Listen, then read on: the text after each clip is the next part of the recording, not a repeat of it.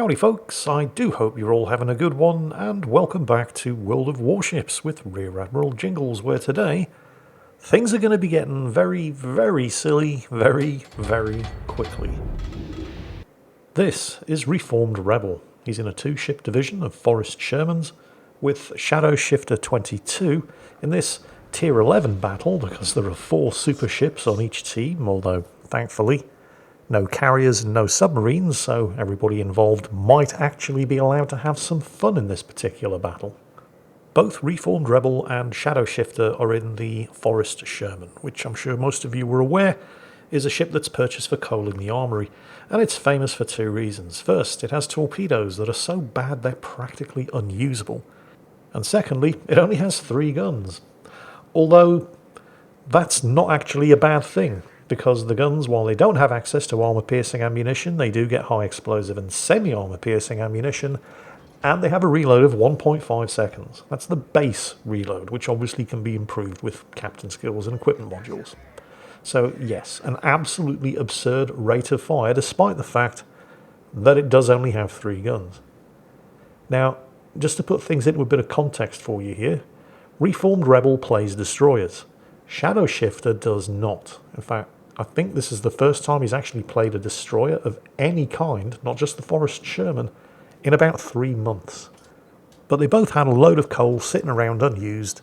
The Forest Sherman was available in the armoury, so they thought, what the hell, just for shits and giggles, let's both buy ourselves the ship and we'll run around in a couple of Forest Sherman divisions. The important thing to take away from this is that while Reformed Rebel is a fairly experienced destroyer player, Shadow Shifter is not.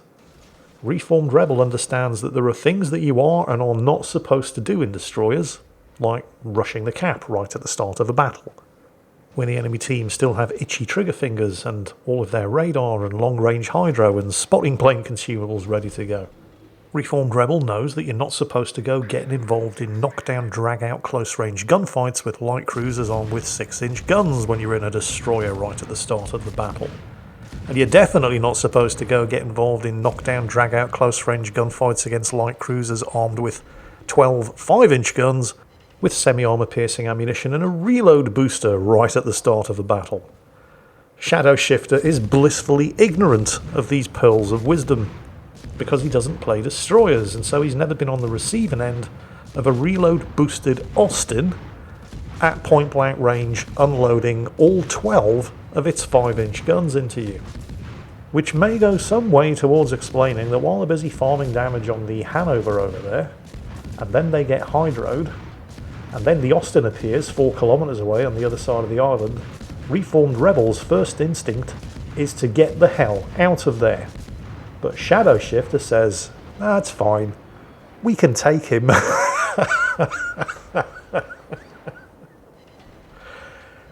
And that's exactly what they do. Let me remind you that between them, these 2 guys have 6 guns. The Austin has 12. They're the same caliber, they fire the same ammunition, and it has a reload booster. That Austin clearly thought that Christmas and all of his birthdays had come at once. Not 1, but 2 destroyers. I shall feast upon their tears. Wait, they're not running away. What the hell? Yeah, he's dead and they're not. I mean, they lost a lot of health because they were fighting an Austin with its reload booster up, but he's dead and they're not. That is not supposed to happen. And the only reason it did happen was because of Shadow Shifter's ignorance. He's not an experienced destroyer player. He doesn't understand the rules. Oh look, it's a ship that's specifically designed for slaughtering destroyers and feasting upon their tears. We can take him. And they did. Another thing, it's not immediately apparent right now, because you can't see Shadow Shifter's health bar, but it'll pop into view in a minute or so, and then you'll understand what I'm talking about. But while Reformed Rebel lost almost all of his health in that encounter with the Austin, because that's what's supposed to happen when destroyers fight Austins, Shadow Shifter still has 25,000 health. Not only that, but Reformed Rebel is the one who stayed inside the cap circle and is flipping it. Shadow Shifter is outside the cap circle, taking advantage of Reformed Rebel's smokescreen. I used to know people like him in the Navy. when I was in the weapon engineers mess on HMS Coventry. There was a leading weapon engineering mechanic who was infamous for starting fights in bars, but not actually getting involved in the fights. He would just start them and then retire to a safe distance and watch the fun unfold. He was the kind of guy that you never wanted to go ashore with unless you... Oh, there you go. You see? Had almost all of his health. He started the fight, and Reformed Rebel is the one who paid for it. The good news here, of course, is not only have they knocked out an enemy cruiser, but they were also able to flip the cap uncontested because the enemy, Austin, was the only one inside the cap circle. He was also the only ship on the enemy team with radar, which is a bit of a blow to morale for the enemy team when you lose your one and only radar cruiser in the first few minutes of the match.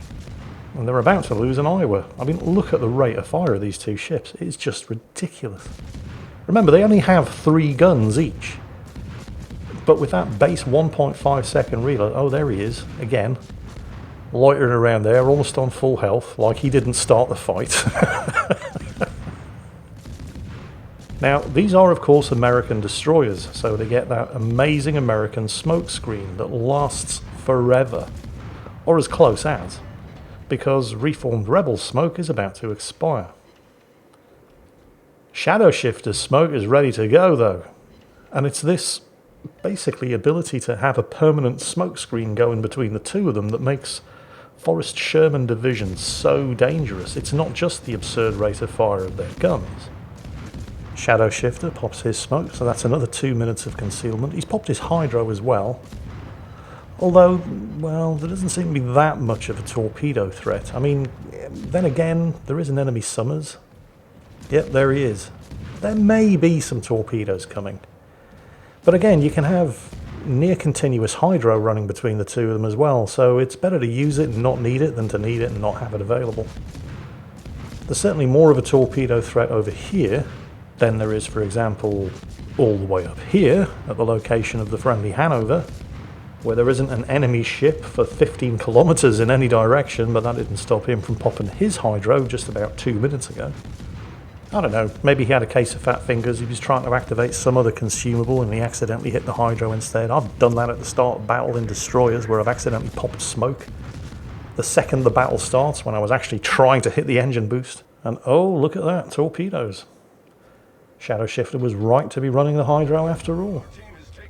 I mean, it's rarely a wrong idea to use the hydro if there is the slightest hint of a torpedo threat. Particularly if you're inside a smokescreen, and you're not going to see them coming anyway, because as we all know, smokescreens are torpedo magnets. Oh, Reformed Rebel just got spotted in open water. This could be dangerous. That's probably the second enemy Summers on the left-hand side of the island over there. Because the enemy team do have 2 Summers and a Yamagiri, and sure enough, there is a very suspicious-looking smokescreen extending out on the left-hand side of the island. Almost certainly occupied by at least one extremely angry Summers captain demanding to know why his team isn't shooting at the low-health Forrest Sherman spotted in open water, and deciding to take matters into his own hands. This is not a good decision. Because it's just going to get him killed. And in fact, there were 2 of them. One of them on full health. How much good do you think it's going to do him?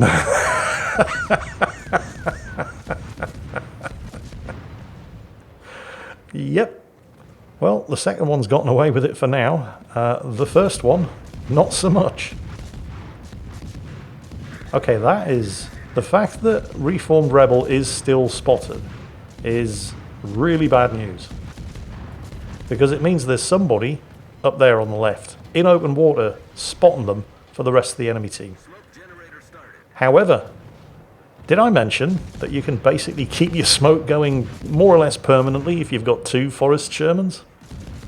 I mean, you can do this in any 2 American destroyers because American smoke is fantastic, but most American destroyers don't have the rate of fire of the Forrest Sherman. And oh, it looks like it's Reformed Rebel's turn to pop his hydro as well, because they did knock out the second Summers, but he may have gotten his torpedoes away. And since a 2-ship division like this can basically have permanent smoke and hydro going, you may as well have permanent smoke and hydro going. So, who's feeling sorry for the French supercruiser now? No? Nobody? No. Me neither. Although it does seem like a bit of a waste of a smoke and hydro, but then again,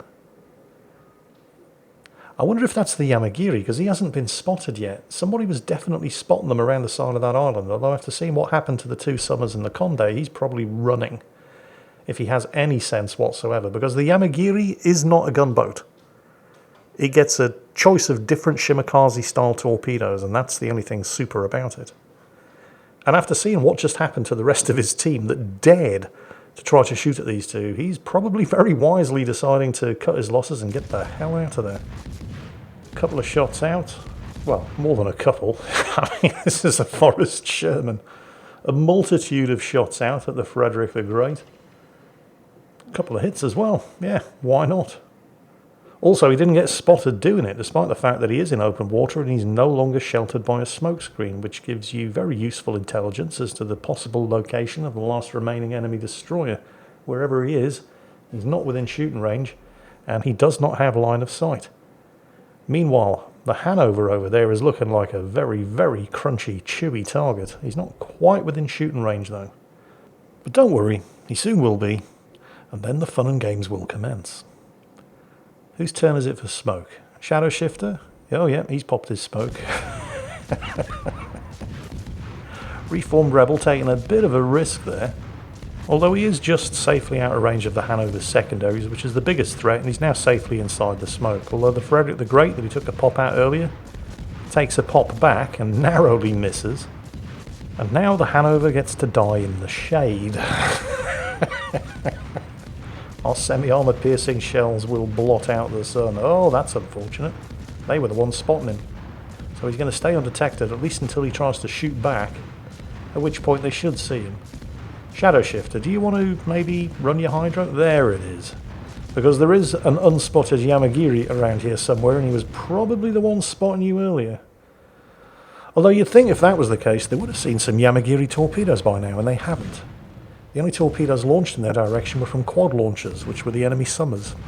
What I'd like to see now is one of them leaving smoke to respot that Hanover, because while unspotted, he's probably going to be healing up, and there are two other battleships tailing him that could be sinking him right now. Oh, he has been respotted. Okay, well, he's outside of shooting range of the two Forrest Shermans, but with two battleships, including an Ohio, chasing him down, he's probably not going to survive. Still, he could have been dead by now. Reformed Rebel leaving the smoke to spot him. Oh, and there's the Confederate award, and with Bill Halsey in charge of the ship, there's a further reduction to his torpedoes, which you haven't even seen him use yet because they're useless, and his main battery. God only knows what his rate of fire is like now. Oh, Reformed Rebels team were 14 points away from winning, and then the enemy Satsuma bought them some breathing time by sinking the friendly Hanover. He just doesn't care about the secondaries, does he? Surprisingly, it's not the secondaries. It's that salvo there from the main battery guns that shave him down to 1500 health and almost give the enemy team even more breathing space. And then tragedy, that salvo from the Yamagiri, yep, those are his torpedoes. I think we know where the Yamagiri is now, boys. Doesn't kill him, knocks him down to 500 health, and he is absolutely trying to win harder now. I mean, I'm not even going to try to make up something to excuse it. Because what he needs to be doing now, of course, is turning left, getting in behind that island, and then just waiting the 30 seconds or so that it's going to take for his team to win on points. Instead, he's taken the fight to a full health Yamagiri. And on 500 health, by some miracle, doesn't die, and not only doesn't die, but between the two of them, they almost kill the Yamagiri. And he's still unrepentantly trying to win harder. He's still not taken the hint and just waiting the clock out. The red mist has descended. He's determined to get that final kill. Although, to be completely fair, there's no way the enemy team are going to win this, even if the Yamagiri does get him as he comes around the corner, because his team are too far ahead on points. The enemy team are never going to flip Charlie, and it's only going to take a couple of seconds, even if Reformed Rebel was to die here, which he didn't, because His team reached 1,000 points before he could either die to the Yamagiri or claim that final kill. So it's still a win, despite his best efforts to win harder in the last minute. And what's remarkable is that with 200,000 damage done, you have to realise that almost all of that damage was done right after the fight with the Austin in the beginning, where he lost 2/3 of his health. A fight that, I must remind you, was started by Shadow Shifter, the inexperienced destroyer player who thought, yeah, we can take him. Started the fight with the Austin that reformed Rebel was the one who ended up paying for. Yeah, I've met a few people like him in my time. Never go ashore with them. It will always end in tears. But anyway, that was entertaining to watch, or at least I thought so, and hopefully you all agree, because that's it for today. Thank you to both Reformed Rebel and Shadow Shifter. I hope you enjoyed it, and as always, take care, stay safe, and I'll catch you next time.